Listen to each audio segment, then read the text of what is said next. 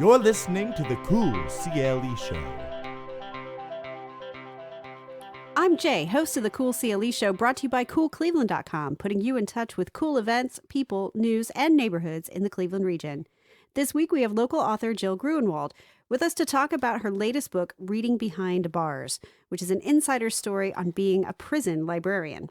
The book is out now and available at all reputable booksellers, and you can catch her locally at book readings and signings, including August 28th at the Westlake Porter Public Library and September 14th at the Learned Owl in Hudson. But first, here's some more events I think should be on your calendar.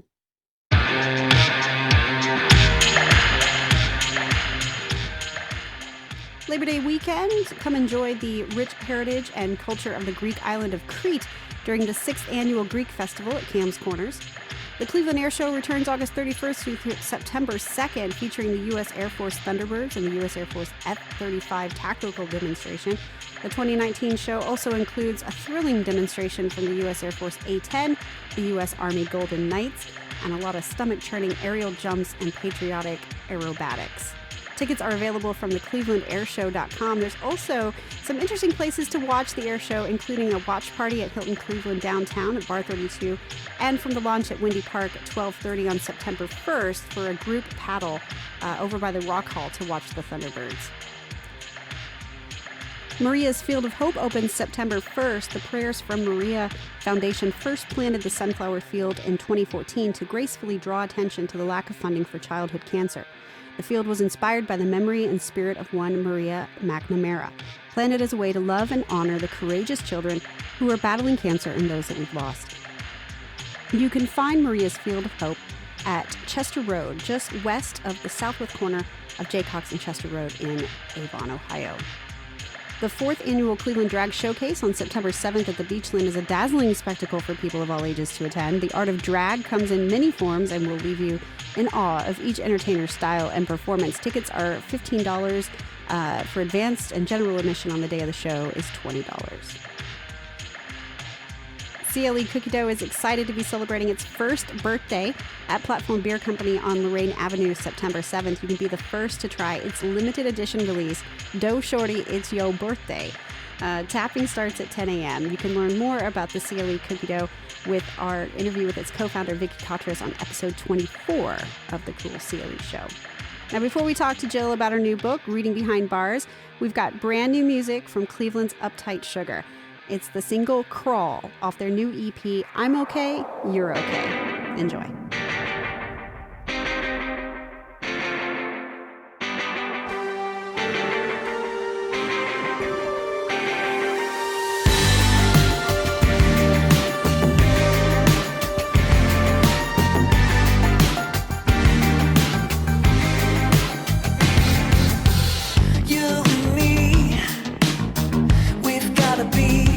Together, this is who we are.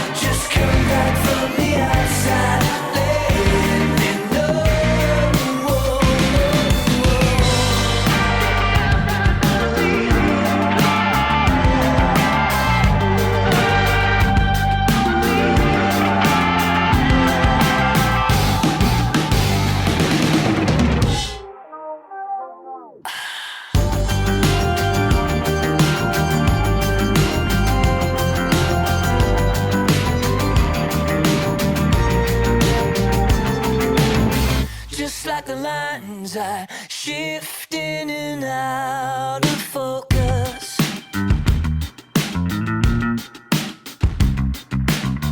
You and I gave life to a little girl. Oftentimes I feel like I'm surrounded.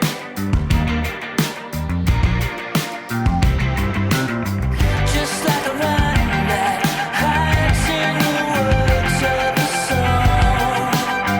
Till the song is sung. Stay.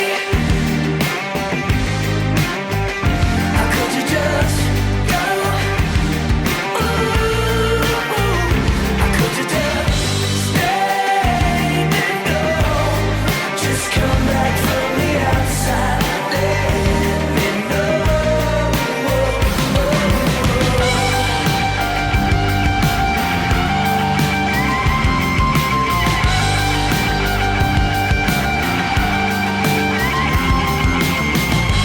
You made me cry.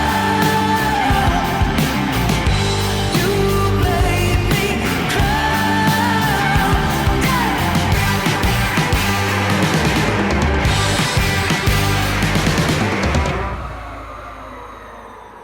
That was Uptight Sugar with Crawl off its new EP.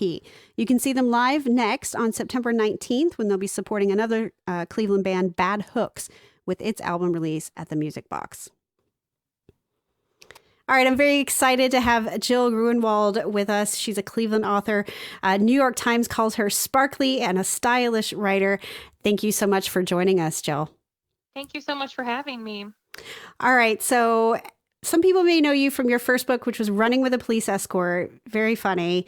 But you've written a second memoir, just released early July, called Reading Behind Bars, a true story of literature, law, and life as a prison librarian. Tell us a little bit about that. Sure. So from February of 2009 until November of 2010, I worked as a librarian at a all-male minimum security prison way out on the far west side of Cleveland. And it was my first job right out of grad school. I'd worked in libraries before, but this was like my first professional postgraduate job. And it was unlike any library I'd ever worked in before, which makes sense. Yeah. So, I mean, my only sort of reference point for a prison librarian is like Shawshank Redemption, Orange is the New Black. So how far is the reality of being a prison librarian to sort of what it's portrayed in the media?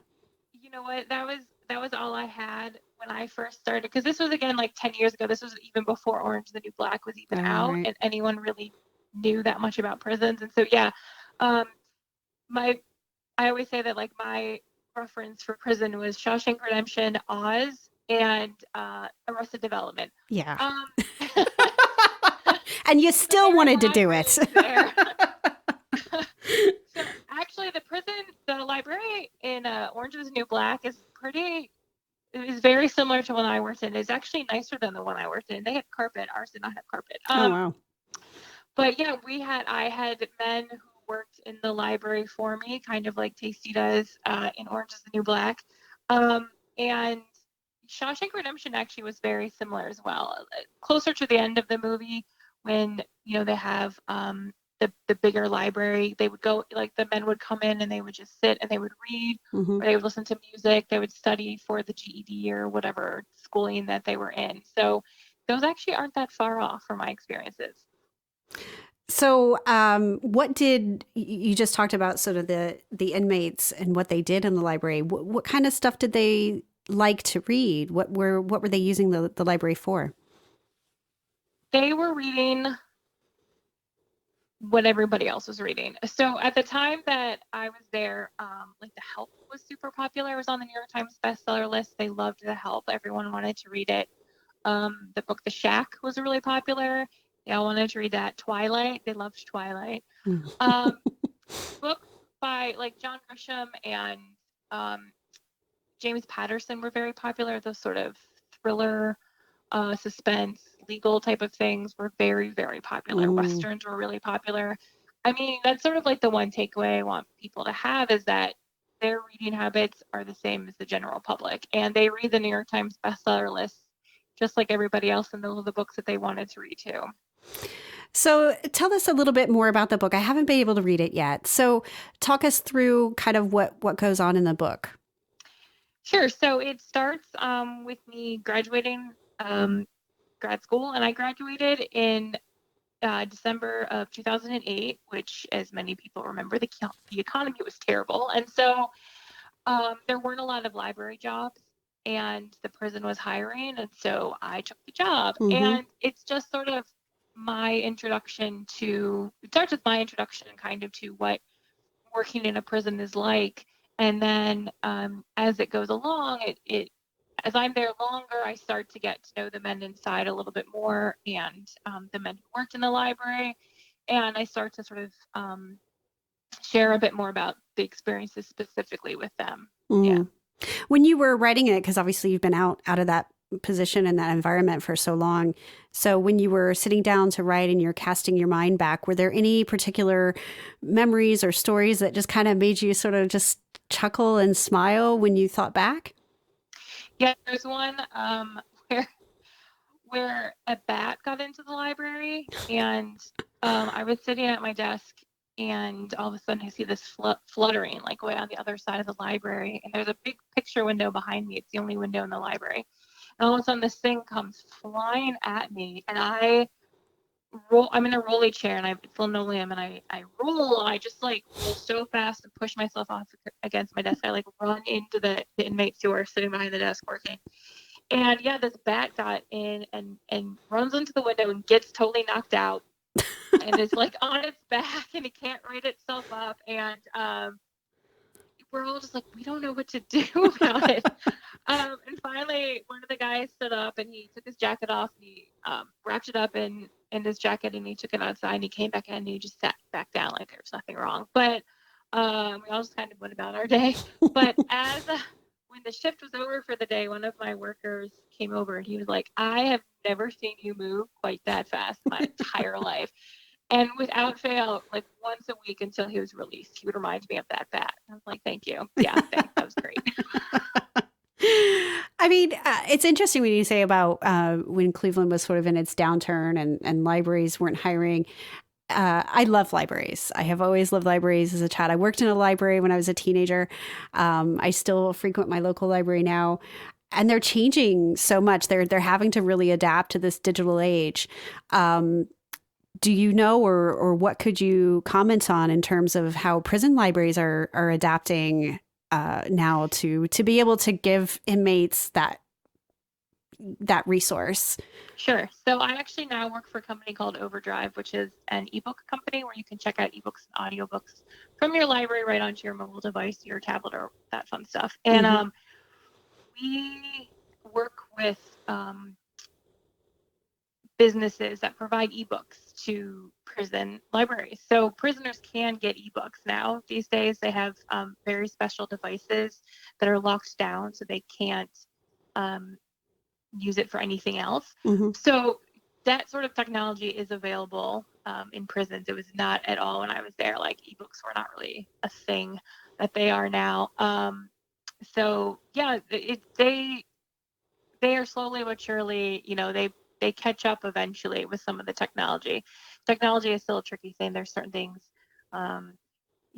limitations in terms of computer access, but at least ebooks, they can get ebooks through the prison. Yeah.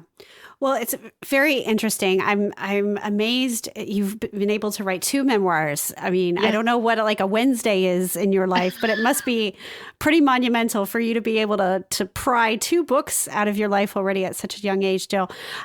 So if people are interested in grabbing the book, it's of course out now at all reputable booksellers online, as well as through your website, jillgrunenwald.com.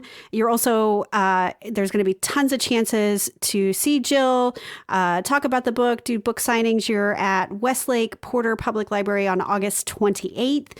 You're at the Learned Owl in Hudson on September 14th, and at DeHoff Branch Library in Canton on October 11th. You can find out more information about those events as well as some of her other dates leading into the winter at jillgrunenwald.com/events. Thank you so much, Jill, for coming on the show and telling us your story. I can't wait to read it. Thank you so much for having me. Now we have music from Daniel Rylander, just one of the 76 acts announced the other week for Heights Music Hop being held September 12th through the 15th. This track is off his release, How the Seasons Change Us, and it's called Understanding.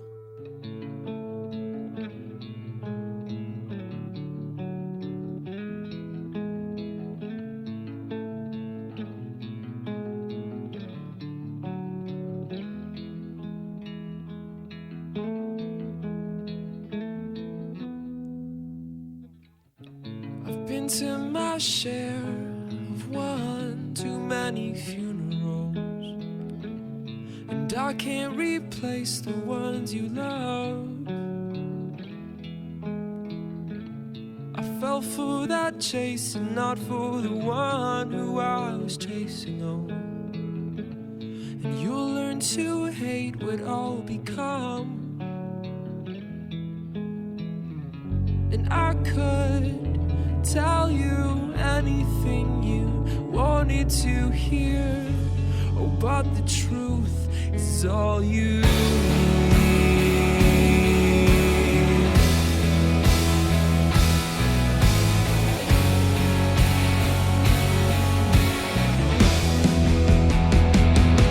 I could try to pull myself down from the heights of the attic. I'm so high. I'm not a bad guy, I just got my bad habits. You could try to be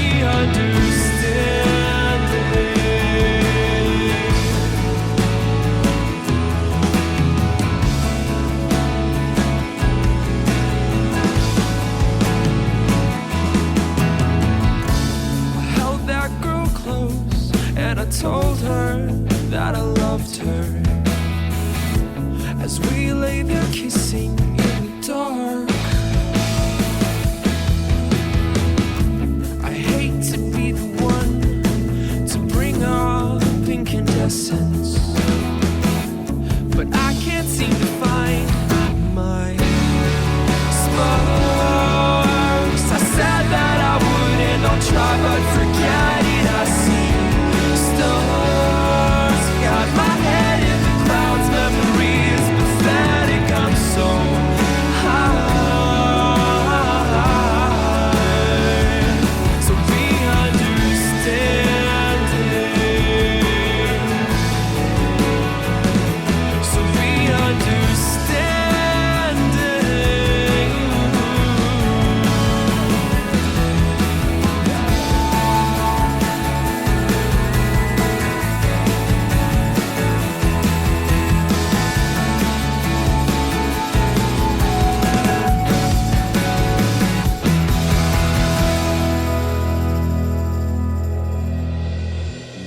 I could tell you anything you wanted to hear, oh, but the truth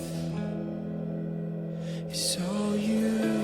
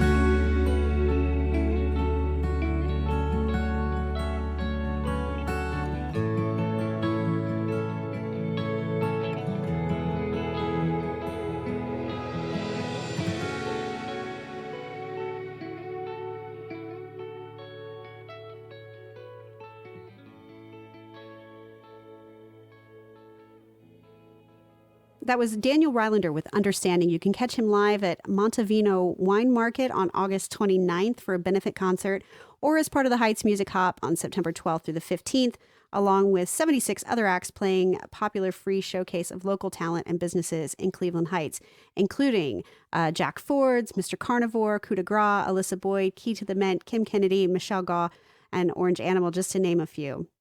And that's it for this week. Many thanks to Jill Grunenwald for coming on the show to talk about her new book, Reading Behind Bars, available now. There's more information on her and her upcoming book tour stops on jillgrunenwald.com. Also, big thanks to Uptight Sugar and Daniel Rylander for sharing their music. You've been listening to the Cool CLE Show, brought to you by CoolCleveland.com. Have a good one.